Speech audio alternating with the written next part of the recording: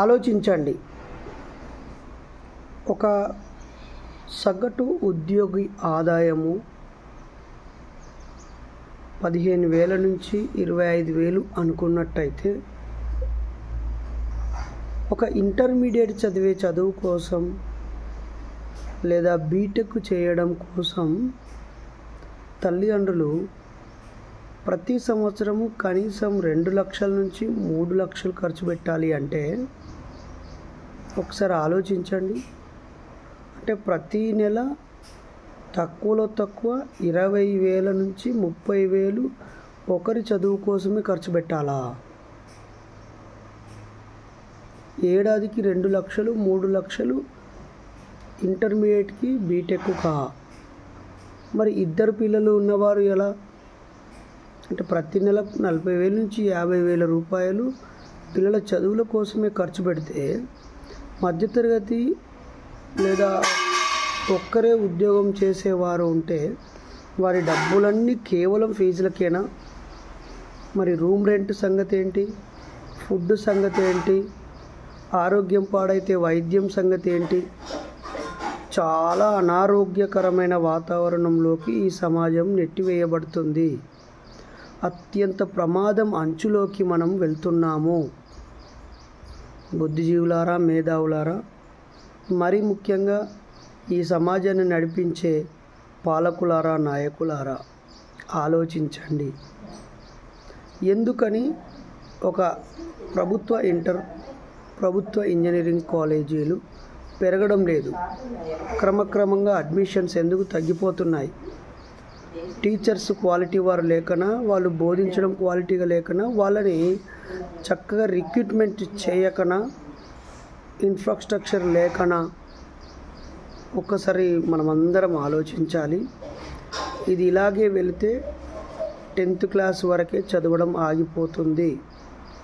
మీకు తెలుసో లేదో, గతంలో కంటే ఇంటర్మీడియట్ పాస్ అవుతున్న సంఖ్య ఎక్కువ, కానీ డిగ్రీకి వెళ్ళే వారి సంఖ్య తక్కువ. డిగ్రీలో జాయిన్ అవ్వడం కూడా లేదు.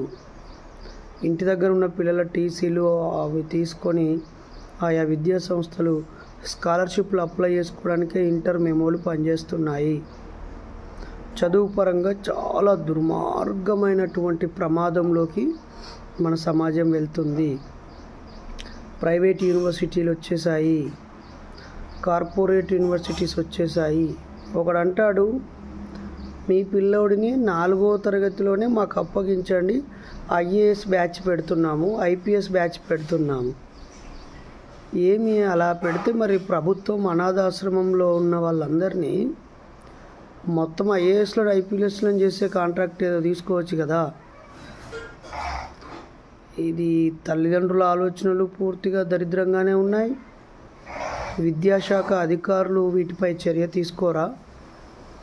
ఒక వ్యక్తి ఒక ఏజ్ గ్రూప్ వచ్చిన తర్వాతే తానేం కావాలి అనుకునే నిర్ణయం తీసుకోగలడు. అతని మెచ్యూరిటీ లెవెలు, అవైలబిలిటీ, తర్వాత పేషెన్సీ, మెమరీ పవరు, అతని డిసిప్లైను, అవన్నీ అనేక విషయాలు అతను తన లక్ష్యాన్ని చేరుకోవడానికి దోహదపడతాయి. 6th క్లాస్లో 5th క్లాస్లోనే ఐఏఎస్ అని బ్రెయిన్లో ఎందుకు దూర్చడం? పోనీ ప్రతి సంవత్సరము మన తెలుగు 2 రాష్ట్రాల నుంచి ఎన్ని వేల మంది ఐఏఎస్లు ఐపీఎస్లు అవుతున్నారు? ఒక బ్యాచ్ మొత్తాన్ని తీసుకొని ఐఏఎస్లను చేయగలగడం సాధ్యమా?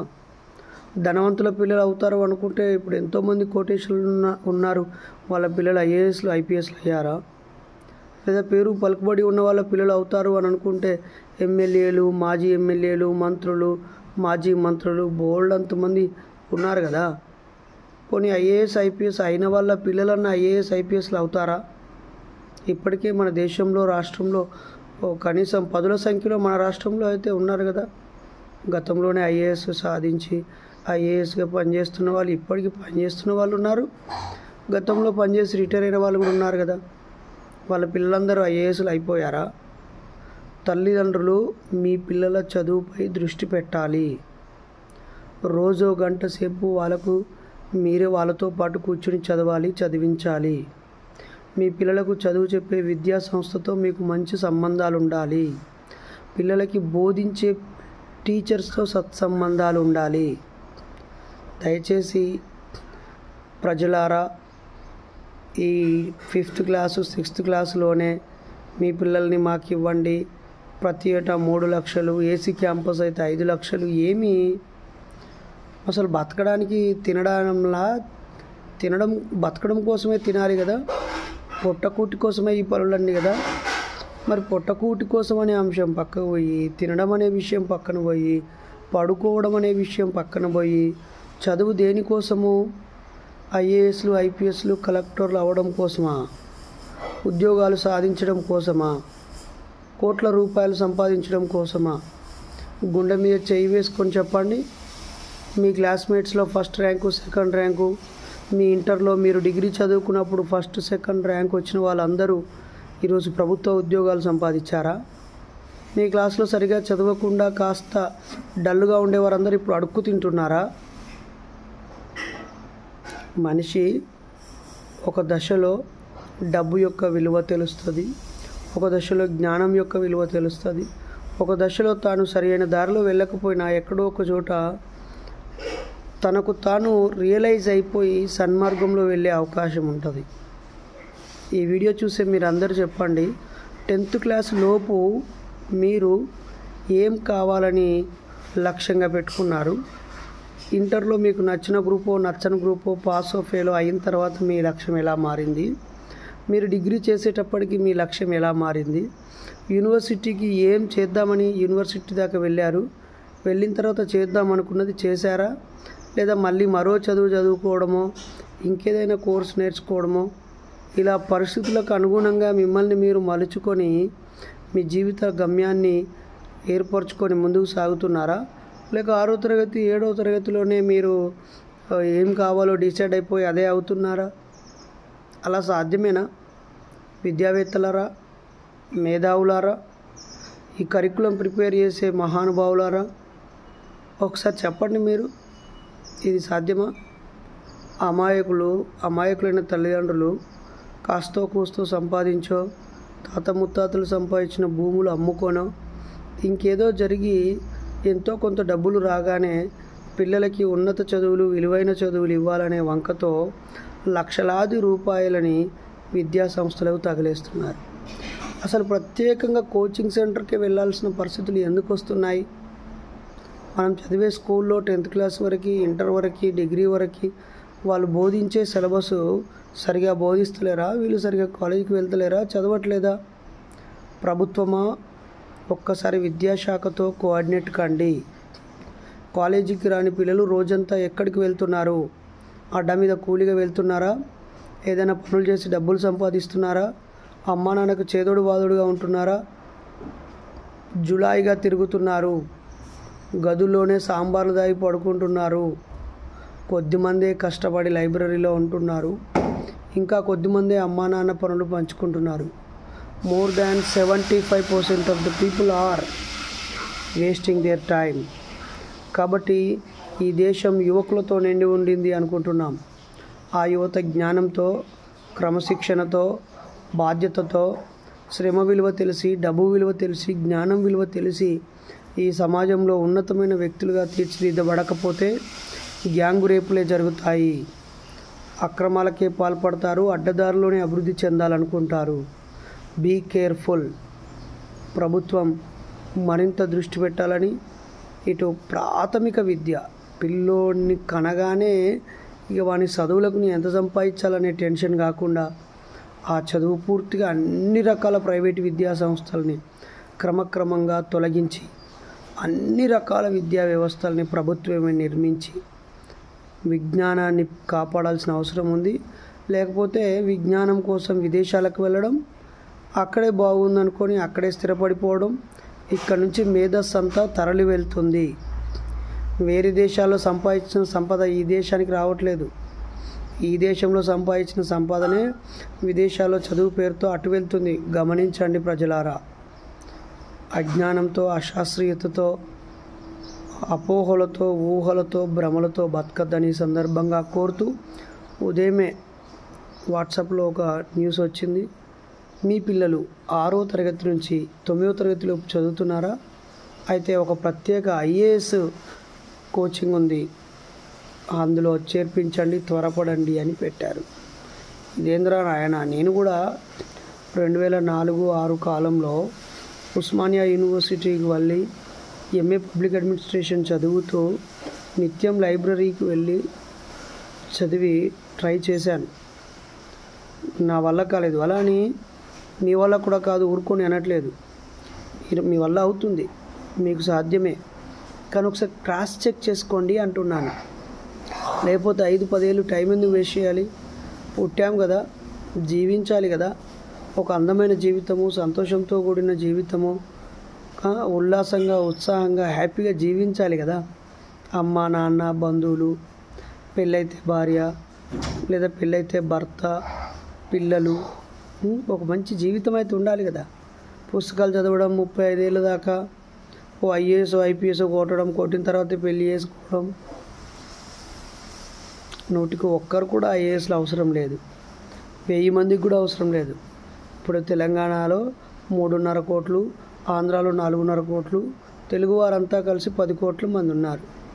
కోటికొక్కడు ప్రతి సంవత్సరం 10 మంది ఐఏఎస్లు అవుతే చాలు, ఐపీఎస్లు అవుతే చాలు. కోటికొక్కడు అయ్యే దానికోసం వేలాది మంది 10 ఏళ్ళు 5 ఏళ్ళు జీవితకాలాన్ని ఖర్చు పెట్టడం కరెక్టేనా?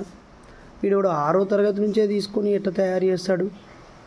చలో, ప్రతి క్లాస్లో 5 మంది గిఫ్టెడ్ చిల్డ్రన్ ఉంటాడు అకార్డింగ్ టు సైకాలజీ.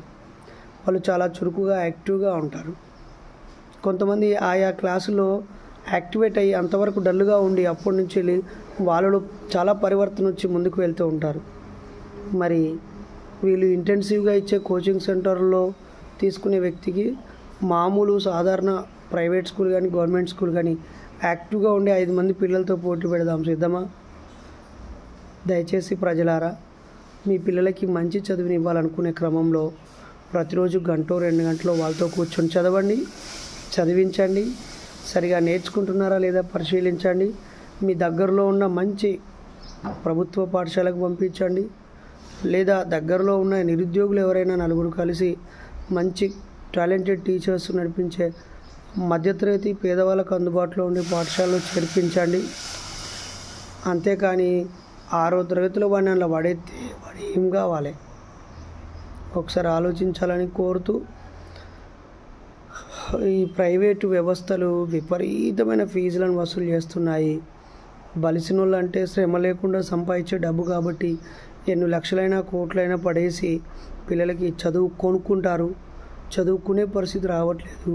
ఈ దిశగా ప్రభుత్వం ఆలోచించాలని, విద్యావంతులు బుద్ధిజీవులు కూడా దీనిపై దృష్టి సాధించాలని కోరుతున్నాను.